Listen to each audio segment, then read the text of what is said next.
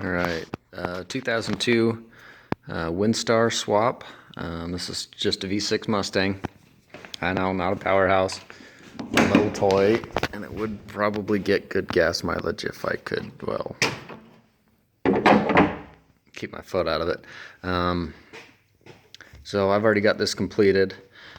Biggest things for the Windstar intake is you gotta have the manifold. It's gotta be off of a 95 to a 98 Windstar. And you'll notice that it's actually mounted backwards. When you go to pull it out from the junkyard, it'll actually be headed the wrong way on the engine. It will flip 180 degrees and bolt back on. Any of the newer Windstar intake manifolds, all the way up until I think 2004, had a different style intake manifold, and it sits about 3 to 4 inches higher. So it can be done, but you're going to have to make some serious hood changes. It will not fit under a factory hood. So far, mine's fitting under here. Still a couple of things I need to modify. You can see I've got white paint where I've been marking, and then trying to find contact spots on the hood, which you can see at the bottom of the vent. I've been getting a lot of contact. Overall, it is doable. Other thing you need when you go to the junkyard is the EGR bracket. Which on your EGR valve, and you'll notice it's actually sitting at the back of the motor next to the throttle body on the Windstar. Down here you can see there's our EGR valve right there. Get a bit better light. He's got 2 bolts in the front of him, one there and one there, and then there's a third one back there behind that wire, and then 2 more behind it. But you don't need the EGR valve, you need the bracket behind it. That actually connects to the intake manifold, and this one's so buried that I can't really show it to you. Wish I would have taken this video a little bit earlier. But that's the biggest things you need to get from the junkyard. As far as throttle body, this is actually the factory throttle body. I think I've still got it laying here somewhere. The Windstar throttle body was flipped the other way, and so the cable's actually pulled from the bottom. Which would have meant I would have had to route these underneath, and there's just really no way to do that. And I haven't had too many issues. I mean, you can see there's a little bit of white marks. I wasn't really getting any contact back here where he's at, but my cable is binding on the hood, and I can feel it in the accelerator pedals. So probably not going to live very long, and that'll need to be replaced.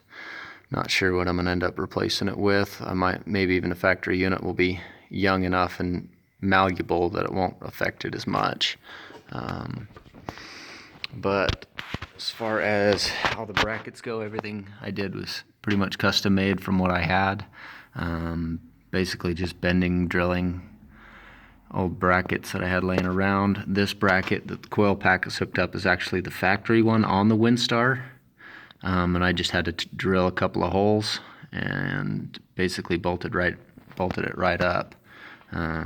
And I did that all before I swapped the manifold. I did as much prep work as possible, including that EGR valve, which when you go to install it on your Mustang, you're going to need to bend the tube coming out of it or going into the EGR valve. So this tube right here has got to get bent. So you got to unbolt it here, and then over on the back side of the manifold there's another bung that looks just like this. You've got to unscrew that, heat it up, bend it out of your way. I'd recommend having as much of this, maybe your intake and everything else out of the way, so you can kind of line it up and see where it's at. A lot of heat and a hammer is your best friend. Don't overdo it. Don't melt it and blow holes through it, and don't smash it flat. And then the idle air control valve has to be relocated. So you'll need to make a block off plate, which is literally just a flat piece of steel with holes drilled in the right spot, and then bolted down just to seal off the back part. You don't need to worry about the front part of it, because that actually comes out here. Now, I didn't have to shave the top of my throttle body down any yet, and I might end up having to. You can actually see this kind of janky piece of metal sticking up right here. That's actually a busted off razor blade that I've got stuck back behind to block off the hole that actually sits up here for the idle air control valve. So this is actually an air tunnel running up, and if you don't block that off, you're going to have a bad vacuum leak coming from here, which I haven't checked this one yet. I haven't smoked the intake to see if we've got a vacuum leak. But you can see this is the original port that actually came in. This actually used to sit up about this high, and I actually shaved it down with the die grinder. Obviously plugged off all my holes and taped off all my holes so I didn't get any plastic down in it. And then shaved this as far down as I could possibly go. And it seems to get the hood to shut. It's still a little bit tight, which I don't care for, especially when you torque on an engine and the whole engine's rocking like this. I don't want it busting through my hood, because the factory hoods are fiberglass. There's no metal, there's no aluminum, there's no nothing. It's all fiberglass, which is great for weight savings, but I really don't want to put my intake manifold through the hood. The intake, these are real cheap. 2-inch plastic PVC connectors that I actually expanded over the outside of these 2-inch connectors. So the inside diameter is actually 2.5, because these are the elbows, these are the connector pieces. And then silicone coupler. All of this I got from Home Depot. I think it was 35 bucks. And at the end of it all, to hook it all up. That was a K&N cold air intake. Was not able to reuse that. Kind of is what it is as far as the fuel line goes. So I'm going to show you. Here's the sensor. This hose right here coming off is actually a flexible line. This is a really unique to Ford. It is very flexible, but it does have its limits. You kink it and it's over. It'll split, it'll tear. Once it's kinked, it's kind of like a plastic line. It's junk. However, on the other side, you can see that bright shiny chrome. That's the actual fuel line, so that's what really is getting bent. But what you want to do is and I just used a pair of pliers, but there are flats right here on this square block that actually connects the two lines together. You're going to want to put a pair of pliers on that and bend it forward and down. And what that'll do is it'll give enough clearance, because this actually used to sit over about another 1/2 of an inch to 1/4 of an inch, and it was contacting the manifold, so the manifold couldn't sit flat. That's actually really easy to modify that. As far as the coolant bypass, this, you can see there's the bleeder for it. It used to sit straight vertical. All I did was pull the whole tube off, which this is the tube here, and it routes underneath and back around the back of the manifold over to the heater core. But you're going to unbolt that line, pick it up, and there's 2 bolts on the back of the manifold. You got to pull the injector rail to get it out. Up here, all I did was hacked it off. Up here, you can see where I cut it, and then put a rubber hose back to the original fitting. And then same thing down here. I cut that line, that metal hose coming out of the water pump. I cut him, and then cut it up again a little bit higher to give myself a little bit of room, twisted it forward so it would clear the throttle body, and it clears it just fine. No touching, no binding, no nothing. And before, if you don't move it, it will actually sit right behind the throttle body, and the throttle body will not move. Overall, I think it took me a total of about 3 days to do it. Really, that Windstar intake manifold, the Windstar EGR bracket, which remember, it's not the EGR valve, it's the actual bracket behind it. And there should be, I think, 4 bolts holding it in, 3 or 4 bolts that actually bolt it to the manifold.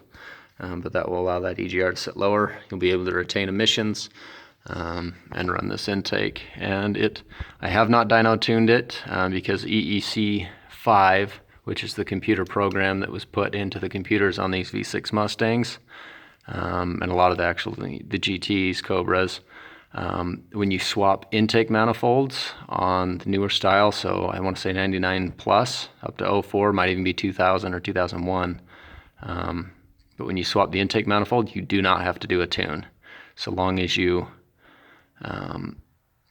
don't change anything like the size of the throttle body, and you don't change the MAF sensor.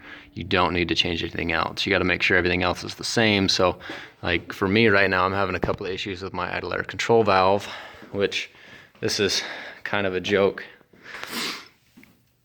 This is literally a piece of plastic with 2 fittings siliconed into it. I mean, this is an absolute shit show, but I had to make it drivable so I could get back to work. But you got to make sure that the size is coming out of it, because this is only like a 3/8 going into it. I'm having a little bit of idling issues. And I've got a decent size coming off the intake. I'm 3/4 inch, running all the way back into it, but I'm neck down to 1/2 inch here and coming out in 1/2 inch, and then it's ending up dropping back into the manifold at about 3/8 of an inch, which is a little too small for the idle air control valve. So I haven't quite figured out how I want to do that, whether I want to tap a fitting into the side of this, which I really don't want to do. I mean, yeah, I can blow out all the plastic shavings and wipe them all out, but I'm worried about compromising the integrity of the plastic, especially where this engine might be getting boosted, assuming I don't wrap it around a tree before then. But yeah, overall not a bad build. I mean, like I said, I mean, this is kind of some janky shit I got going, a plastic 90 into an actual spark plug boot, which is basically a 90-degree vacuum fitting, running back down into a plastic. I mean, this was literally just get it done, get it by. Didn't have the materials that I needed to be able to cut a piece of L channel or just a flat piece of steel and then actually weld on some brackets. I just haven't had the time to actually get down and do it. But this is running, driving, and it is a considerable increase in power. I would highly recommend it. And you really don't need a tune unless you delete the EGR system, which if you use that Windstar bracket, you don't have to delete it. I'm enjoying the hell out of it.